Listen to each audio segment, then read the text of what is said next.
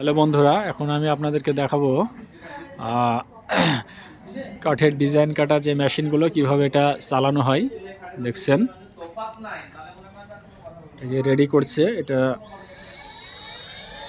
রিমোটের মাধ্যম দিয়ে এটা চালু করছে। এই যে দেখুন কিভাবে স্টার্ট করছে রিমোট দিয়ে। অটো মেশিন, এটা রিমোট দিয়ে পরিচালনা করা হয়, হাতে রিমোট। দেখছেন এই যে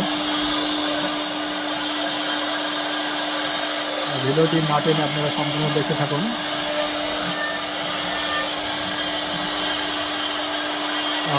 যেটাতে ডিজাইন কাটছে তার পাশে যেটাতে লাইট জ্বলছে দেখছেন, সেখানে একটা ফ্যান দেওয়া আছে।